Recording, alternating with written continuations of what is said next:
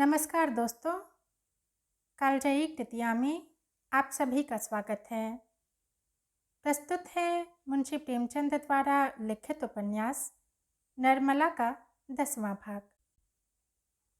उपन्यास के पिछले भाग में आपने सुना कि निर्मला की छोटी बहन कृष्णा की शादी बिना किसी लेन देन के एक संपन्न घराने में तय हो जाती है। आश्चर्यजनक बात यह थी कि लड़के वाले दहेज लोभी के नाम से मशहूर थे। फिर यह चमत्कार कैसे हो गया? क्या था सारा माजरा? जानने के लिए सुनिए निर्मला का 10वां भाग। निर्मला को यद्यपि अपने घर के झंझटों से अवकाश न था, पर कृष्णा के विवाह का संदेश पाकर वह किसी तरह न रुकी। उसकी माता ने बहुत आग्रह करके बुलाया था।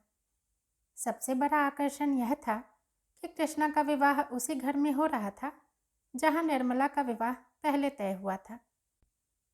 आश्चर्य यही था कि इस बार ये लोग बिना कुछ दहेज लिए कैसे विवाह करने को तैयार हुए।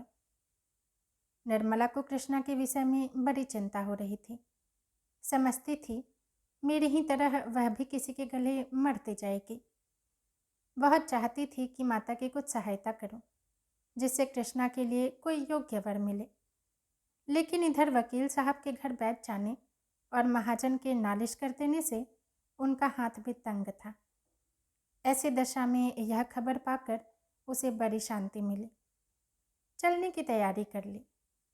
वकील साहब स्टेशन तक पहुंचाने आए। नन्ही बच्ची से उन्हें बहुत प्रेम था, छोड़ते ही न थे। यहाँ तक कि निर्मला के साथ चलने को तैयार हो गए। लेकिन विवाह से 1 महीने पहले उनका ससुराल जा बैठना निर्मला को उचित न मालूम हुआ। निर्मला ने अपनी माता से अब तक अपनी विपत्ति कथा न कही थी। जो बात हो गई उसका रोना रोकर माता को कष्ट देने और रुलाने से क्या फ़ायदा। इसलिए उसकी माता समझती थी निर्मला बड़े आनंद से है। अब जो निर्मला की सूरत देखी तो मानो उसके हृदय पर धक्का सा लग गया। लड़कियां ससुराल से घुलकर नहीं आती, फिर निर्मला जैसी लड़की जिसको सुख की सभी सामग्रियां प्राप्त थीं, उसने कितनी लड़कियों को दूज की चंद्रमा की भांति ससुराल जाते और पूर्ण चंद्र बनकर आते देखा था। मन में कल्पना कर रही थी निर्मला का रंग निखर गया होगा, देह भरकर सुडौल हो गई होगी, अंग प्रत्यंग की शोभा कुछ और ही हो गई होगी। अब जो देखा तो वह आधी भी न रही थी। न यौवन की चंचलता थी, न वह विहसित छवि जो हृदय को मोह लेती है। वह कमनीयता, सुकुमारता जो विलासमय जीवन से आ जाती है, यहाँ नाम को न थी। मुख पीला, चेष्टा गिरी हुई तो माता ने पूछा, क्यों रे, तुझे वहाँ खाने को न मिलता था? इससे कहीं अच्छी तो यहीं थी। वहाँ तुझे क्या तकलीफ थी? कृष्णा ने हंसकर कहा, वहाँ मालकिन थी कि नहीं? मालकिन को दुनिया भर की चिंताएं रहती हैं, भोजन कब करे? निर्मला, नहीं अम्मा, वहाँ का पानी मुझे रास नहीं आया, तबीयत भारी रहती है। माता, वकील साहब न्योते में आएंगे ना, तब पूछूंगी कि आपने फुलसी लड़की ले जाकर उसकी यह गत बना डाली। अच्छा, अब यह बता, तूने यहाँ रुपए क्यों भेजे थे? मैंने तो तुमसे कभी न मांगे थे। लाख गई गुजरी हूँ, लेकिन बेटी का धन खाने की नीयत नहीं। निर्मला ने चकित होकर पूछा, किसने रुपए भेजे थे? अम्मा, मैंने तो नहीं भेजे। माता, झूठ न बोल, तूने 500 रुपए के नोट नहीं भेजे थे? कृष्णा, भेजे नहीं थे तो क्या आसमान से आ गए? तुम्हारा नाम साफ लिखा हुआ था, मोहर भी वहीं की थी। निर्मला, तुम्हारे चरण छूकर कहती हूँ, मैंने रुपए नहीं भेजे। यह कब की बात है? माता, अरे 2-2.5 महीने हुए होंगे। अगर तूने नहीं भेजे तो आई कहाँ से? निर्मला, यह मैं क्या जानूं, मगर मैंने रुपए नहीं भेजे। हमारे यहाँ तो जब से जवान बेटा मरा है, कचहरी ही नहीं जाते। मेरा हाथ तो आप ही तंग था, रुपए कहाँ से आते? माता, यह तो बड़े आश्चर्य की बात है। वहाँ और कोई तेरा सगा संबंधी तो नहीं है? वकील साहब ने तुमसे छिपाकर तो नहीं भेजे? निर्मला, नहीं अम्मा, मुझे तो विश्वास नहीं। माता, इसका पता लगाना चाहिए। मैंने सारे रुपए कृष्णा के गहने कपड़े में खर्च कर डाले, यही बड़ी मुश्किल हुई। दोनों लड़कों में किसी विषय पर विवाद उठ खड़ा हुआ और कृष्णा उधर फैसला करने चली गई तो निर्मला ने माता से कहा, इस विवाह की बात सुनकर मुझे बड़ा आश्चर्य हुआ। यह कैसे हुआ अम्मा? माता, यहाँ जो सुनता है दांतों तले उंगली दबाता है। जिन लोगों ने पक्की की कराई बात फेर दी और वह भी केवल थोड़े से रुपए के लोभ से, वे अब बिना कुछ लिए कैसे विवाह करने को तैयार हो गए, समझ नहीं आता। उन्होंने खुद ही पत्र भेजा। मैंने साफ लिख दिया कि मेरे पास लेने देने को कुछ नहीं है, कुछ कन्या ही से आपकी सेवा कर सकती हूँ। निर्मला, इसका कुछ जवाब नहीं दिया? माता, शास्त्री जी पत्र लेकर गए थे। वह तो यही कहते थे कि अब मुंशी जी कुछ लेने के इच्छुक नहीं हैं। अपनी पहली वादा खिलाफी पर कुछ लज्जित भी हैं। मुंशी जी से तो इतनी उदारता की आशा न थी, मगर सुनती हूँ उनके बड़े पुत्र बहुत सज्जन आदमी हैं। उन्होंने कह सुनकर बाप को राजी किया है। निर्मला, पहले तो वह महाशय भी थैली चाहते थे ना? माता, हाँ, मगर अब तो शास्त्री जी कहते थे कि दहेज के नाम से चढ़ते हैं। सुना है यहाँ विवाह न करने पर पछताते भी थे। रुपए के लिए बात छोड़ी थी और रुपए खूब पाए, स्त्री पसंद नहीं। निर्मला के मन में उस पुरुष को देखने की प्रबल उत्कंठा हुई जो उसकी अवहेलना करके अब उसकी बहन का उद्धार करना चाहता है। प्रायश्चित सही, लेकिन कितने ऐसे प्राणी हैं जो इस तरह प्रायश्चित करने को तैयार हैं। उनसे बातें करने के लिए, नम्र शब्दों से उनका तिरस्कार करने के लिए, अपनी अनुपम छवि दिखाकर उन्हें और भी जलाने के लिए निर्मला का हृदय अधीर हो उठा। रात को दोनों बहनें एक ही कमरे में सोईं। मोहल्ले में किन किन लड़कियों का विवाह हो गया, कौन कौन लड़कोरी हुई, किस किस का विवाह धूमधाम से हुआ, किस किस के पति कम इच्छानुकूल मिले, कौन कितने और कैसे गहने चढ़ावे में लाया, इन्हीं विषयों में दोनों में बड़ी देर तक बातें होती रही। कृष्णा बार बार चाहती थी कि बहन के घर का कुछ हाल पूछे, मगर निर्मला उसे पूछने का अवसर न देती थी। जानती थी कि यह जो बातें पूछेगी उसको बताने में मुझे संकोच होगा। आखिर एक बार कृष्णा पूछे बैठी, जीजा जी भी आएंगे ना? निर्मला, आने को कहा तो है। कृष्णा, अब तो तुमसे प्रसन्न रहते हैं ना, या अब भी वही हाल है? मैं तो सुना करती थी दुहाजुपति स्त्री को प्राणों से भी प्रिय समझते हैं। वहाँ बिल्कुल उल्टी बात देखी। आखिर किस बात पर बिगड़ते रहते हैं? निर्मला, अब मैं किसी के मन की बात क्या जानूं? कृष्णा, मैं तो समझती हूँ तुम्हारी रुखाई से वह चढ़ते होंगे। तुम तो यहीं से जली हुई गई थी, वहाँ भी उन्हें कुछ कहा होगा। निर्मला, यह बात नहीं है कृष्णा, मैं सौगंध खाकर कहती हूँ, जो मेरे मन में उनकी ओर से जरा भी मैल हो, मुझसे जहाँ तक हो सकता है उनकी सेवा करती हूँ। अगर उनकी जगह कोई देवता भी होता तो मैं भी इससे ज़्यादा और कुछ न कर सकती। उन्हें भी मुझसे प्रेम है, बराबर मेरा मुख देखते रहते हैं, लेकिन जो बात उनके और मेरे काबू के बाहर है उसके लिए वह क्या कर सकते हैं और मैं क्या कर सकती हूँ? न वह जवान हो सकते हैं, न मैं बुढ़िया हो सकती हूँ। जवान बनने के लिए वह न जाने कितने रस और भस्म खाते रहते हैं। मैं बुढ़िया बनने के लिए दूध घी सब छोड़े बैठी हूँ। सोचती हूँ मेरे दुबलेपन ही से अवस्था का भेद कुछ कम हो जाए, लेकिन न उन्हें पौष्टिक पदार्थों से कुछ लाभ होता है और न मुझे उपवासों से। जब से मनसाराम का देहांत हो गया है तब से उनकी दशा और खराब हो गई है। कृष्णा, मनसाराम को तो तुम भी बहुत प्यार करती थी। निर्मला, वह लड़का ही ऐसा था कि जो देखता था प्यार करता था। ऐसी बड़ी बड़ी डोरेदार आंखें मैंने किसी की नहीं देखी।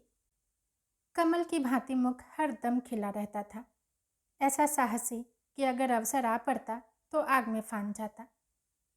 कृष्णा, मैं तुमसे कहती हूँ, जब वह मेरे पास आकर बैठ जाता तो मैं अपने को भूल जाती थी। जी चाहता था वह हर दम सामने बैठा रहे और मैं देखा करूं। मेरे मन में पाप का लेश भी न था। अगर एक क्षण के लिए भी मैंने उसकी ओर किसी और भाव से देखा हो तो मेरी आंखें फूट जाएं। पर न जाने क्यों उसे अपने पास देखकर मेरा हृदय फूलाना समाता था। इसीलिए मैंने पढ़ने का स्वांग रचा, नहीं तो वह घर में आता ही न था। यह मैं जानती हूँ कि अगर उसके मन में पाप होता तो मैं उसके लिए सब कुछ कर सकती थी। कृष्णा, अरे बहन चुप रहो, कैसी बातें मुंह से निकालती हो। निर्मला, हाँ यह बात सुनने में बुरी मालूम होती है और है भी बुरी, लेकिन मनुष्य की प्रकृति को तो कोई बदल नहीं सकता। तू ही बता, एक 50 वर्ष के मर्द से तेरा विवाह हो जाए तो तू क्या करेगी। कृष्णा, बहन मैं तो जहर खाकर सो रहूं, मुझसे तो उसका मुंह न देखा जाएगा। निर्मला, तो बस यही समझ ले, उस लड़के ने कभी मेरी ओर आंख उठाकर नहीं देखा, लेकिन बुढ़े तो शक्की होते ही हैं। तुम्हारे जीजा उस लड़के के दुश्मन हो गए और आखिर उसकी जान लेकर ही छोड़ी। जिस दिन उसे मालूम हो गया कि पिताजी के मन में मेरी ओर से संदेह है, उसी दिन से उसे ज्वर चढ़ा, जो जान लेकर ही उतरा। हाय, उस अंतिम समय का दृश्य आंखों से नहीं उतरता। मैं अस्पताल गई थी, वह ज्वर में बेहोश पड़ा था, उठने की शक्ति न थी, लेकिन ज्यों ही मेरी आवाज़ सुनी चौंक कर उठ बैठा और माता माता कहकर मेरे पैरों पर गिर पड़ा। कृष्णा, उस समय ऐसा जी चाहता था कि अपने प्राण निकाल कर उसे दे दूं। मेरे पैरों पर ही वह मूर्छित हो गया और फिर आंखें न खोली। डॉक्टर ने उसके देह में ताज़ा खून डालने का प्रस्ताव किया था। यही सुनकर मैं दौड़ी गई थी, लेकिन जब तक डॉक्टर लोग वह प्रक्रिया आरंभ करे उसके प्राण निकल गए। कृष्णा, ताज़ा रक्त पड़ जाने से उसकी जान बच जाती। निर्मला, कौन जानता है, लेकिन मैं तो अपने रुधिर के अंतिम बूंद तक देने को तैयार थी। उस दशा में भी उसका मुखमंडल दीपक की भांति चमकता था। अगर वह मुझे देखते ही दौड़कर मेरे पैरों पर न गिर पड़ता, पहले कुछ रक्त देह में पहुंच जाता तो शायद बच जाता।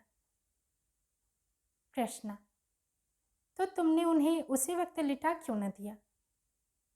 निर्मला, अरे पगली, तू अभी तक बात न समझी। वह मेरे पैरों पर गिरकर और माता पुत्र का संबंध दिखाकर अपने बाप के दिल से वह संदेह निकाल देना चाहता था। केवल इसीलिए वह उठा था। मेरा क्लेश मिटाने के लिए उसने प्राण दिए और उसकी वह इच्छा पूरी हो गई। तुम्हारे जीजाजी उसी दिन से सीधे हो गए। अब तो उनकी दशा पर मुझे दया आती है। पुत्र शोक उनके प्राण लेकर छोड़ेगा। मुझ पर संदेह करके मेरे साथ जो अन्याय किया है, अब उसका प्रतिशोध कर रहे हैं।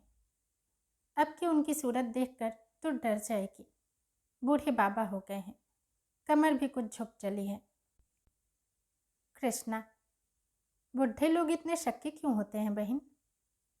निर्मला, यह जाकर बुढ़ों से ही पूछो। कृष्णा, मैं समझती हूँ उनके दिल में हरदम एक चोर सा बैठा रहता है कि इस युवती को प्रसन्न नहीं रख सकता, इसलिए जरा जरा सी बात पर उन्हें शक होने लगता है।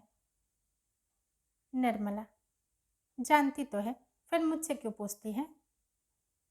कृष्णा, इसीलिए बेचारा स्त्री से दबता भी होगा। देखने वाले समझते होंगे कि यह बहुत प्रेम करता है। निर्मला, तूने इतने ही दिनों में इतनी बातें कहाँ सीख ली। इन बातों को जाने दे। बता, तुझे अपना वर पसंद है, उसकी तस्वीर तो देखी होगी। कृष्णा, हाँ आई तो थी, लाऊं, देखोगी। एक क्षण में कृष्णा ने तस्वीर लाकर निर्मला के हाथ पर रख दी। निर्मला ने मुस्करा कर कहा, तू बड़ी भाग्यवान है। कृष्णा, अम्मा जी ने भी बहुत पसंद किया। निर्मला, तुझे पसंद है कि नहीं सो कह, दूसरों की बात ना चला। कृष्णा, शक्ल सूरत तो बुरी नहीं है, स्वभाव का हाल ईश्वर जाने। शास्त्री जी तो कहते थे ऐसे सुशील और चरित्रवान युवक कम होंगे। निर्मला, यहाँ से तेरी तस्वीर भी गई थी? कृष्णा, गई तो थी, शास्त्री जी ही तो ले गए थे। निर्मला, उन्हें पसंद आई? कृष्णा, अब किसी के मन की बात मैं क्या जानूं, शास्त्री जी कहते थे बहुत खुश हुए थे। निर्मला, अच्छा बता, तुझे क्या उपहार दूं? अभी से बता दे, जिसे बनवा रखूं। कृष्णा, जो तुम्हारा जी चाहे दे देना, उन्हें पुस्तकों से बहुत प्रेम है, अच्छी अच्छी पुस्तकें मंगवा देना। निर्मला, उनके लिए नहीं पूछती, तेरे लिए पूछती हूँ। कृष्णा, अपने ही लिए तो कह रही हूँ। निर्मला, कपड़े सब खद्दर के मालूम होते हैं। कृष्णा, हाँ, खद्दर के बड़े प्रेमी हैं, सुनती हूँ कि पीठ पर खद्दर लाद कर देहातों में बेचने जाया करते हैं, व्याख्यान देने में भी चतुर हैं। निर्मला, तब तो तुझे भी खद्दर पहनना पड़ेगा, तुझे तो मोटे कपड़ों से चढ़ है। कृष्णा, जब उन्हें मोटे कपड़े अच्छे लगते हैं तो मुझे क्यों चढ़ होगी, मैं तो चरखा चलाना सीख लिया है। निर्मला, सच, सूत निकाल लेती है? कृष्णा, हाँ बहन, थोड़ा थोड़ा निकाल लेती हूँ, जब वह खद्दर के इतने प्रेमी हैं तो चरखा भी जरूर चलाते होंगे, मैं न चला सकूंगी तो मुझे कितना लज्जित होना पड़ेगा। इस तरह बात करते करते दोनों बहनें सोईं। कोई 2 बजे रात को बच्ची रोई तो निर्मला की नींद खुली। देखा तो कृष्णा की चारपाई खाली पड़ी थी। निर्मला को आश्चर्य हुआ कि इतनी रात गए कृष्णा कहाँ चली गई। शायद पानी वानी पीने गई हो, मगर पानी तो सिरहाने रखा हुआ है, फिर कहाँ गई है? उसे 2-3 बार उसका नाम लेकर आवाज़ दी, पर कृष्णा का पता न था। तब तो निर्मला घबरा उठी, उसके मन में भांति भांति की शंकाएं होने लगी। सहसा उसे ख्याल आया कि शायद अपने कमरे में न चली गई हो। बच्ची सो गई तो वह उठकर कृष्णा के कमरे के द्वार पर आई। उसका अनुमान ठीक था, कृष्णा अपने कमरे में थी। सारा घर सो रहा था और वह बैठी चरखा चला रही थी। इतनी तन्मयता से शायद उसने थिएटर भी न देखा होगा। निर्मला दंग रह गई, अंदर जाकर बोली, यह क्या कर रही है रे, यह चरखा चलाने का समय है?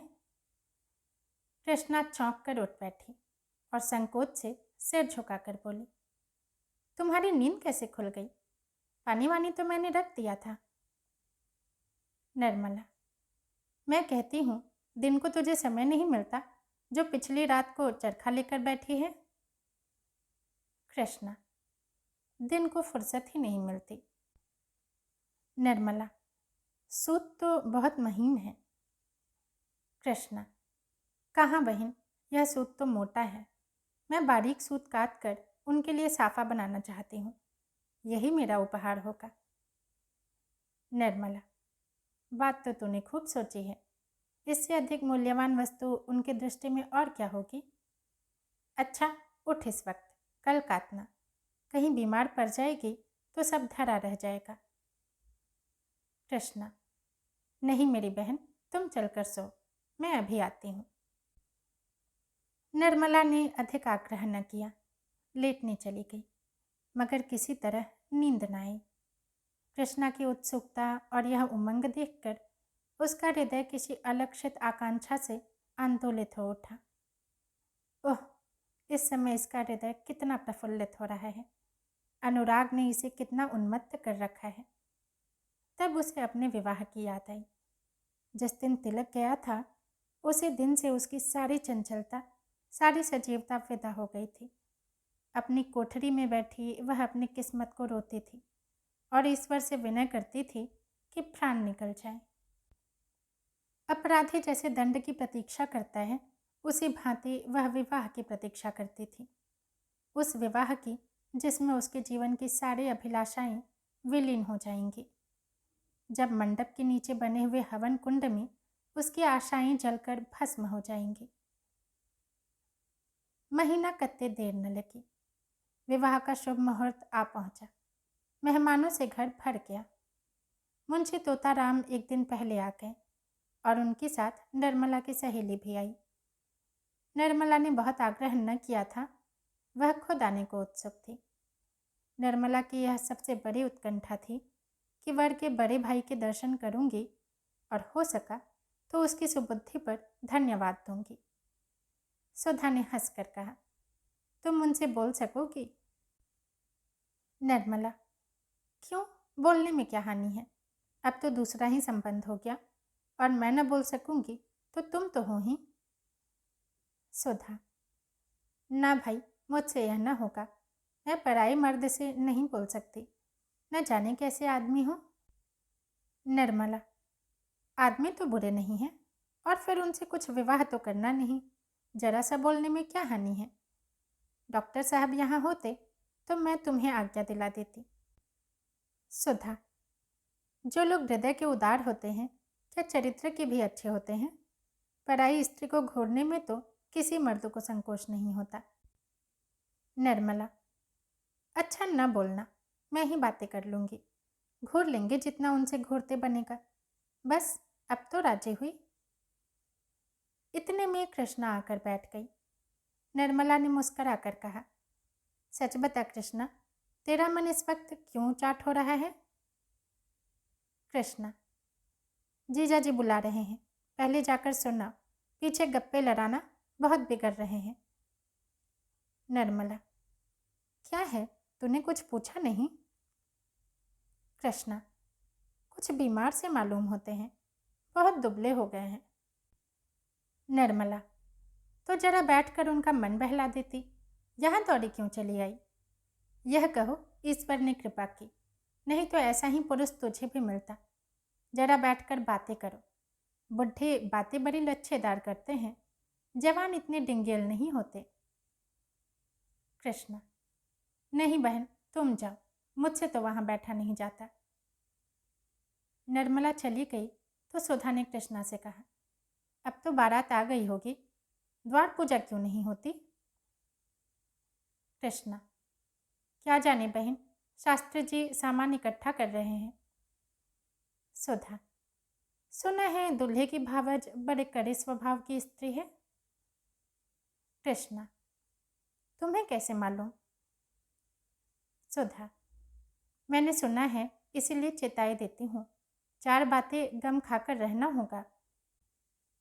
कृष्णा, मेरी झगड़ने की आदत नहीं, जब मेरी तरफ से कोई शिकायत ही न पाएंगी तो क्या अनायास ही बिगड़ेंगी। सुधा, हाँ सुना तो ऐसा ही है, झूठ मूठ लड़ा करती है। कृष्णा, मैं तो 100 बात की एक बात जानती हूँ, नम्रता पत्थर को भी मोम कर देती है। सहसा शोर मचा, बारात आ रही है। दोनों रमणियां खिड़की के सामने आकर बैठ गईं। एक क्षण में निर्मला भी पहुंच गई। वर के बड़े भाई को देखने की उसे बड़ी उत्सुकता हो रही थी।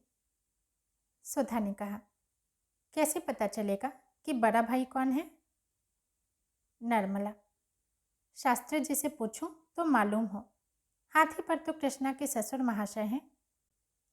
अच्छा, डॉक्टर साहब यहाँ कैसे पहुँच गए? वह घोड़ी पर क्या है, दिखती नहीं हो? सुधा, हाँ है तो वही।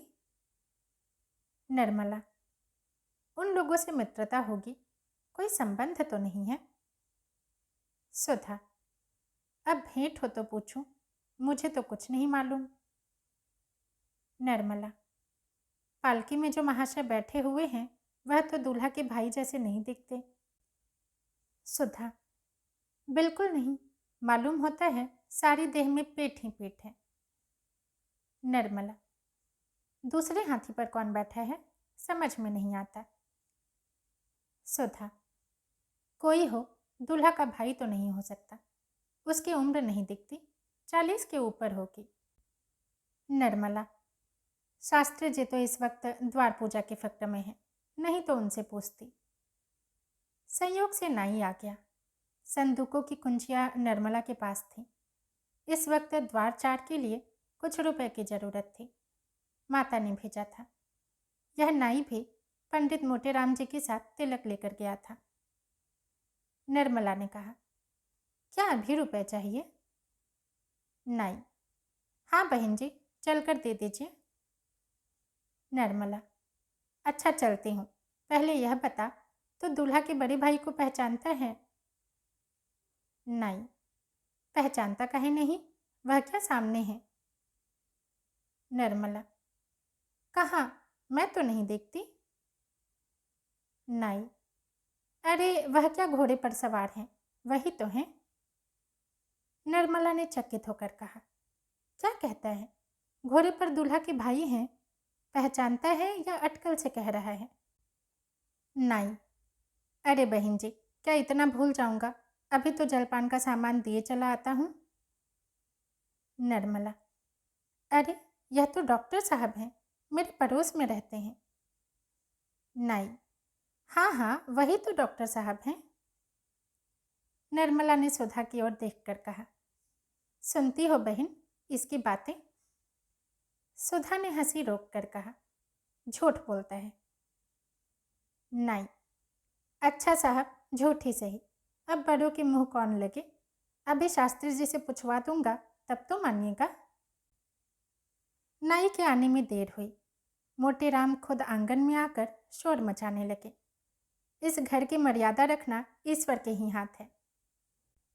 नाई घंटे भर से आया हुआ है और अभी तक रुपए नहीं मिले। निर्मला, जरा यहाँ चले आइएगा शास्त्री जी, कितने रुपए दरकार हैं, निकाल दूं? शास्त्री जी भुनभुनाते और जोर जोर से हाँफते हुए ऊपर आए और एक लंबी सांस लेकर बोले, क्या है, यह बातों का समय नहीं है, जल्दी से रुपए निकाल दो। निर्मला, लीजिए निकाल तो रही हूँ, अब क्या मुंह के बल गिर पड़ूं? पहले यह बताइए, दूल्हा के बड़े भाई कौन हैं? शास्त्री जी, राम राम, इतनी सी बात के लिए मुझे आकाश पर लटका दिया। नाई क्या न पहचानता था? निर्मला, नाई तो कहता है कि वह जो घोड़े पर सवार हैं वही हैं। शास्त्री जी, तो फिर किसे बता दे, वही तो हैं ही। नाई, घड़ी भर से कह रहा हूँ पर बहन जी मानती ही नहीं। निर्मला ने सुधा की ओर स्नेह, ममता, विनोद, कृत्रिम तिरस्कार की दृष्टि से देखकर कहा, अच्छा, तो तुम ही अब तक मेरे साथ यह त्रिया चरित्र खेल रही थी। मैं जानती तो तुम्हें यहाँ बुलाती ही नहीं। ओफ़ो, बहुत बड़ा गहरा पेट है तुम्हारा। तुम महीनों से मेरे साथ शरारत करती चली आती हो और कभी भूल से भी इस विषय का एक शब्द तुम्हारे मुंह से नहीं निकला। मैं तो 2-4 ही दिन में उबल पड़ती। सुधा, तुम्हें मालूम हो जाता तो तुम मेरे यहाँ आती ही क्यों? निर्मला, गजब रे गजब, मैं डॉक्टर साहब से कई बार बातें कर चुकी हूँ। तुम्हारे ऊपर यह सारा पाप पड़ेगा। देखा कृष्णा, तूने अपनी जेठानी की शरारत, यह ऐसी ही मायाविनी है, इनसे डरती रहना। कृष्णा, मैं तो ऐसी देवी के चरण धो धो कर माथे चढ़ाऊंगी। धन्य भाग के इनके दर्शन हुए। निर्मला, अब समझ गई, रुपए भी तुम्ही ने भिजवाए होंगे। अब सिर हिलाया तो सच कहती हूँ मार बैठूंगी। सुधा, अपने घर बुलाकर मेहमान का अपमान नहीं किया जाता। निर्मला, देखो तो अभी कैसी कैसी खबरें लेती हूँ। मैंने तुम्हारा मान रखने को जरा सा लिख दिया था और तुम सचमुच आ पहुँचे। भला वहाँ रहने वाले क्या कहते होंगे? सुधा, सबसे कहकर आई हूँ। निर्मला, अब तुम्हारे पास कभी ना आऊँगी। इतना तो इशारा कर देती कि डॉक्टर साहब से पर्दा रखना।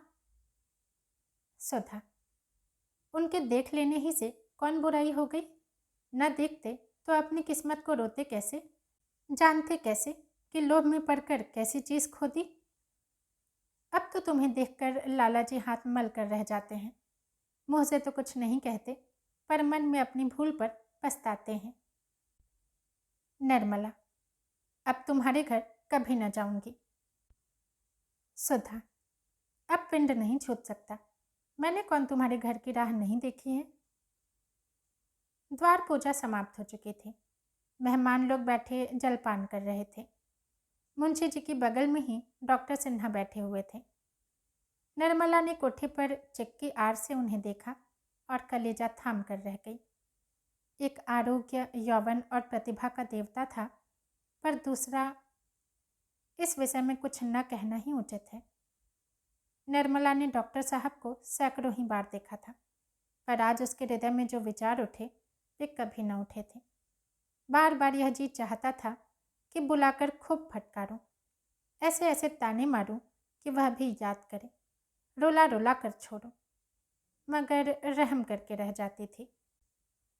बारात जनवासे चली गई थी। भोजन की तैयारी हो रही थी।